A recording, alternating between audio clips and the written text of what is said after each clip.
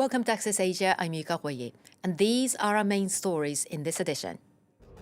India hosts the Taliban's foreign minister for a week, highlighting a remarkable shift in their relationship. We'll get an expert analysis on the significance of this visit and its regional implications.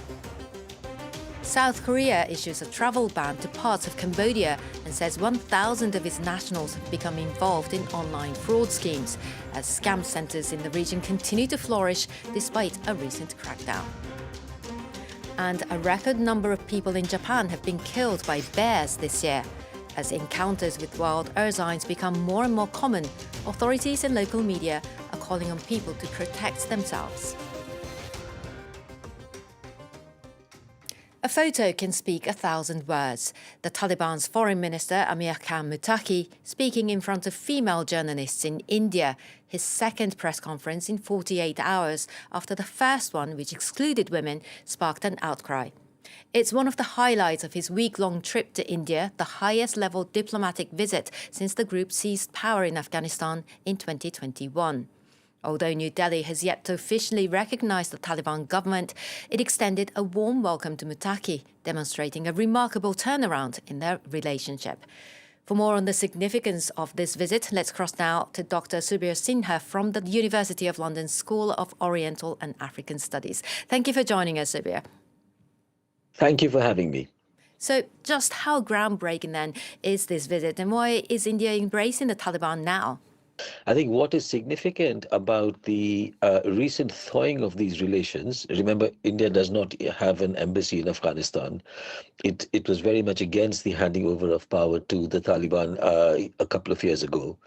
And so there are two or three things. One, I see this as India's big move to try to circle Pakistan, because India's domestic, especially the ruling party's domestic constituency, would like to see a continuation of quote-unquote Operation Sindoor, and to be able to inflict, kind of danger and attacks on Pakistan. Number two, they basically also are very keen to try and control Chinese influence over Afghanistan. But also number three, because India has great ambitions on electric vehicles, and for that they require batteries, and Afghanistan has untapped resources for lithium, copper, gold, and so forth. So these would be three geopolitical regional factors. But I think there's a fourth factor, which is also domestic, which is that with a major state going to elections in India, and the BJP having a very anti-Muslim public profile, this visit of the Taliban, which also requires the BJP to cancel some of its own previous positions vis-a-vis the Taliban, helps it soften its image vis-a-vis Muslim voters in the state of Bihar, where they constitute a quite large minority of voters. How are ordinary Indians reacting to the government's overture now? The exclusion of female journalists at his first press conference must have been a reminder about their ideological differences. Well, actually, what is really interesting is to see the Indian Ministry for External Affairs statement on this, where they say that they're actually quite disappointed with the Taliban's record on women's rights, education, human rights, and rights of minorities. Bear in mind that India's own record on these things are not that great. So domestically, you've had a sort of series of very delicious ironies and paradoxes. Just a few years ago, the chief minister of the state of Uttar Pradesh, who was further to the right than Mr. Modi himself, used to refer to Indian Muslims as Talibani mentality, as having a Talibani mentality. Taliban became a kind of a proxy word for the assumed natural fundamentalism of Muslims on the Indian right wing. Now that the Taliban's minister is seen in the state of Uttar Pradesh, he's meeting senior officials there, police officials are giving him a guard of honor, and he's very much seen as an honored guest. They've had to backtrack and eat their words with relation to the enmity with the Taliban and the use of the word Taliban as a proxy for all Indian Muslims. On the other side, you've got people such as Muslims themselves, many of whom have come out in opposition to this kind of red carpet being rolled out to the Taliban.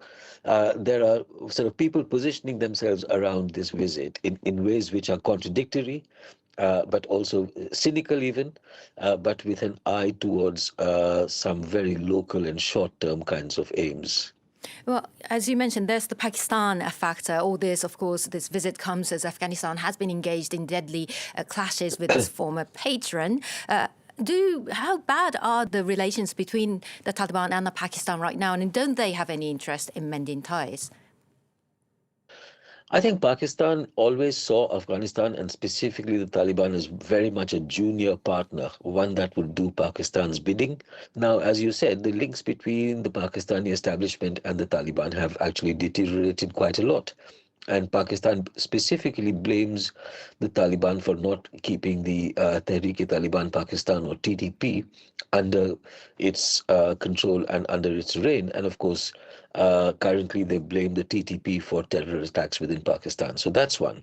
Number two, I think the Indian side has, if you look at the statements coming out of Kabul, where a senior journalist, and I'm sure with the blessings of the Afghan establishment, says that very soon Afghan flags will be flying in Attock and in Quetta. And of course, the Indians have supported the so-called Baluchistan movement for independence from Pakistan. So at a time when India itself is thinking of adopting a tactics of supporting separatist groups within Pakistan, this becomes quite significant. It's a very murky situation where, whose enemy is whose friend and whose friend is whose enemy, and how long-term these commitments to friendship or enmity are, really becomes difficult to entangle. Well, Subir Sinha from SOAS, thank you so much for your analysis. Thanks very much. Now, you may be seeing an increase in number of phishing emails in your inbox. Well, a lot of them probably come from Southeast Asia, where criminal syndicates are running scam centers using foreign workers lured by fake job adverts. After a student was found tortured to death, South Korea has issued a travel ban to parts of Cambodia and said about 1,000 of its nationals have been involved in online scam operations. Despite the crackdown, these scam centers continue to boom. Lauren Bestaker takes a look. Inside this high-security compound in the Cambodian province of Takeo, hundreds of suspected scammers are thought to have lived and worked in slave-like conditions. But by the time Cambodian police and military personnel arrived at the scene, the buildings were completely empty. We found that all the suspected people already ran away from this place. Police have collected some evidence, which is being safeguarded to help combat online scams. South Korean journalists were also present, a sign of the international dimension of the story. Seoul recently issued a travel ban to parts of Cambodia following the death of a 22-year-old South Korean student in one of these scamming centers. South Korean authorities said another suspected 1,000 nationals were working in the industry in Cambodia alone, and that it could only be the tip of the iceberg. It is currently reported that around 200,000 people of various nationalities are working in Cambodia's scam industry, which targets victims worldwide, including in South Korea.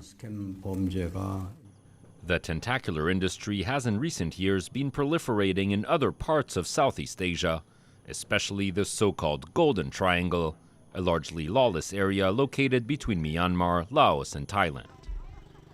In February, a cross-border police raid shed light on the scale of operations and the horrors experienced by workers. Many said they were trafficked or lured to the area and forced to engage in online scams under threat of torture. The crackdown resulted in the liberation of some 7,000 people and saw Thailand block internet access to affected areas. Yet just weeks later, satellite images showed construction work rapidly resuming at several sites, with roofs covered in Starlink satellite dishes. Last year, Californian prosecutors warned the company its technology was being used by fraudsters, but didn't receive a reply. The U.S. Congress has since launched a probe into Starlink's involvement. Starlink being called to respond to a congressional inquiry is a great step forward. Makes us feel protected to know that our legislators are doing something about this problem. The US is among the top target of Southeast Asian scam syndicates, which siphon an estimated $10 billion a year from US citizens. At least 7 people have died after being mauled by a bear in Japan so far this year, the highest toll since records began in 2006. Tens of thousands of wild bears live across Japan, except in Kyushu and Okinawa regions in the south. Aurore Dupuis with our colleagues at France Télévisions have been taking a look. A brown bear attacking a passerby in the street in northern Japan. The 82-year-old woman managed to scare it off. Just the day before, another bear had stormed into a supermarket north of Tokyo. Witnesses say it went for the fish and sushi section before fleeing. 2 customers were injured. I found myself face to face with it. It grabbed my arm, and when I managed to break free, it started running through the store. Bear attacks are rising across Japan. Here, one is jumping on a car. Bears can kill. A man was found dead earlier this month, his body covered in claw marks. He had gone out to pick some mushrooms. In just 6 months, at least 7 people were killed, a record high. I'm scared. I have to be careful, especially at night, because I live right at the foot of this mountain. There are up to 55,000 bears in Japan. As their numbers rise, authorities want to ease hunting restrictions. In the meantime, TV shows offer advice on how to protect yourself when face to face with a bear. If you're in front of the bear, kneel down, cross your arms, protect your neck, and cover your head and stomach. Here, a hiker managed to fight off a bear by hitting it. Attacks are more frequent in autumn, before bears hibernate. Experts say bears are searching for food. Acorns, their favorite, are becoming scarce due to climate change. That's all for this edition of Access Asia. Thanks for watching and see you next time.